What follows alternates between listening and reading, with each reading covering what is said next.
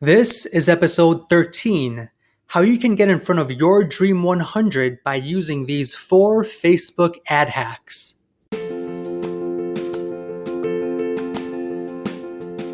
Welcome to the Calm Marketer Podcast. My name is Kenneth Fong, a digital marketer on a mission to help businesses thrive.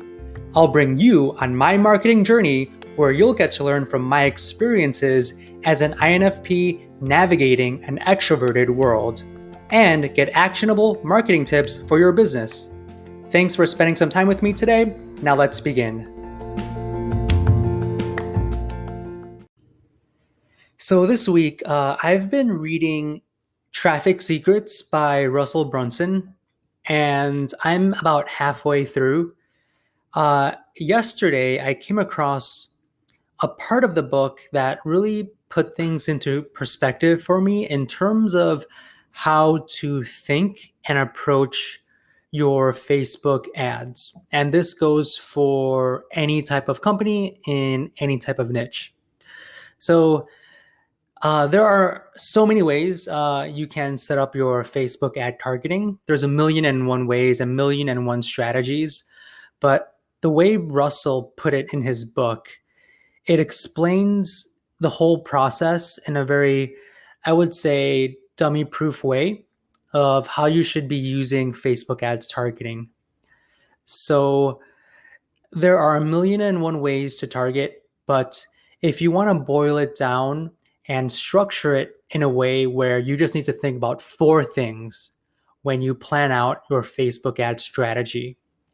And these are 4 hacks that will kind of be the overarching strategy to guide you on what to do when you run your Facebook ads. So Russell always talks about your Dream 100. And your Dream 100 are the influencers and the people in your niche that you look up to and that you want to kind of be in your orbit. Those Dream 100 are similar to your niche, and you think that they can push you and your brand forward. These are the people who can leverage their popularity to promote you and your products. And these people will kind of put you into the stratosphere in terms of the niche that you're trying to serve. So your Dream 100 are the top people that you want to outreach to connect with, network with, and kind of get your message across and ultimately your products across to.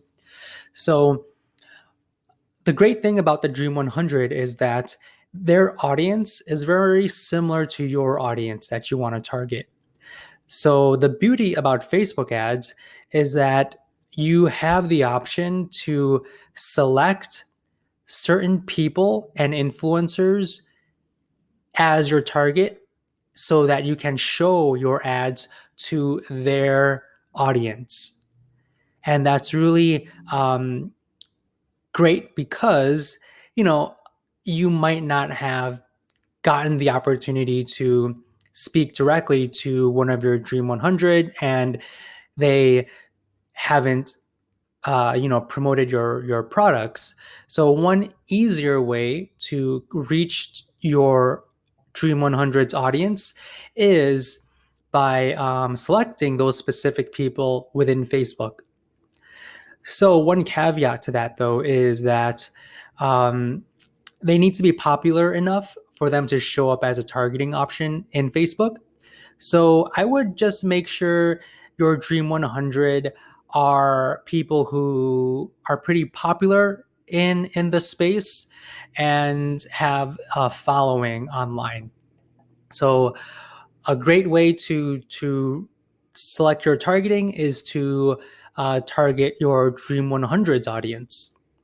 The second way is audience targeting, interest targeting. So if your specific niche is within the health niche, for example, you can select interest targeting that is related to health related topics. And the third way to run your Facebook ad strategy is to overlap your interest targeting. And the way you overlap um, can actually decrease the cost per conversion and really help you hone in on the specific audience that you know is open to listening and purchasing your products and reaching other people. So audience overlap basically means you can target people who are interested in more than one type of interest. So if it's in the health niche, you can select maybe health supplements, uh, weight loss, and yoga. And you can tell Facebook to only target people who have those three interests in mind. That way, your audience is extremely targeted. And as you continue to test different overlaps, you will find ones that offer the lowest cost per conversion. So this is a really great way to get conversions at the lowest cost possible. And the fourth Facebook ad hack is your remarketing audiences. So this is where the gold comes in, because the first three tips are really used for prospecting ads. So there's two types of ads. There's prospecting ads and retargeting ads. And you need to have both to have a very successful campaign. The prospecting ads, they hook new people into your sphere, right? So you're running different ads with different hooks, and you want to hook people who haven't heard about you before. And once you hook them, you can start building out your remarketing lists.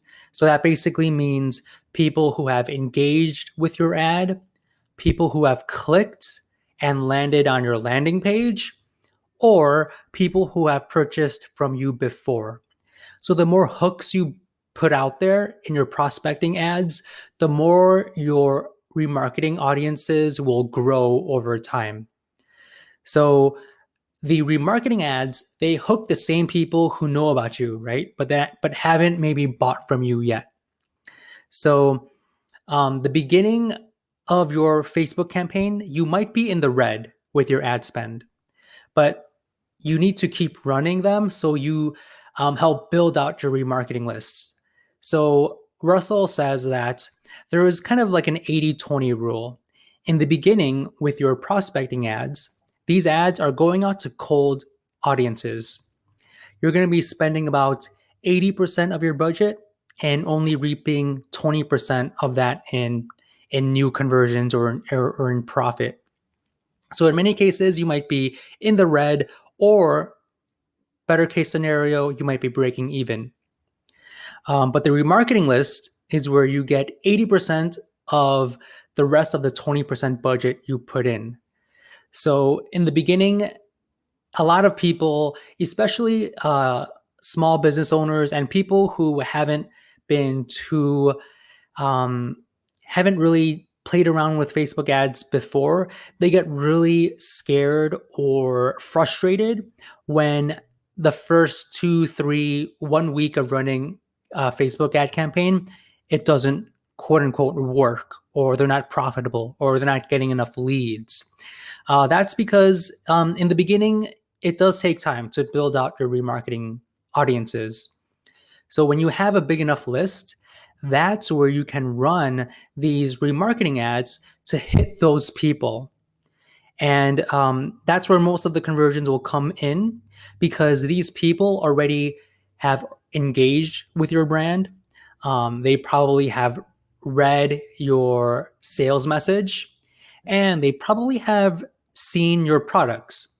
So if they have engaged with you before, it's a much easier sell than compared to a cold audience, right? So warm audiences are easier to sell to, but in order to get those warm audiences, you need to run prospecting ads and hook as many people as possible to bring into your remarketing list. And Russell mentioned that he spoke to, I think his name was Dan Graziosi, where he basically runs multiple new ads every single day to hook into his sphere. So he runs new ads every single day, and he's testing which hooks work and which hooks don't work. So it's constantly testing. So my tip to you is don't just run one or two ads and call it a day. You need to keep testing, see what's working and see what's not working, and pause the ones that are not working and continue with the ones that are working. So constantly test new ads. Uh, what I like to test is usually the image or the ad copy. Those two elements are the ones that really drive the conversion and really cause people to stop and look at your ad and hook them in, right? So make sure you're testing different creatives and test different hooks out and see what works and what doesn't work. So another tip is to do some ad hacking, like hack other people's ads. So one way to do that is to go through your Dream 100 and see what kind of Facebook ads they're running, right? So you can use the Facebook ads library. If you Google Facebook ads library, I think it's in like position 1 or 2. It's a library from Facebook where you can basically look at all the different ads that different companies are running on their platform. So just spy on your Dream 100 and see what kind of ads they are running and get some ideas as to the types of ads they have. What's the types of images, the layouts, the imagery that they're using in their posts, the types of video, the ad copy, and try to pull some elements of those ads that hook you. So go through and see which ones stand out for you and get those elements and incorporate those elements into your own ads, right? Because since you want to target your Dream 100's audience, you want to replicate the ads of your Dream 100. So that's a great way to kind of replicate and see what new angles to take your Facebook ads in. So with that said, I just wanted to kind of explain these Facebook ad hacks with you. And with that said, I will see you on the next episode.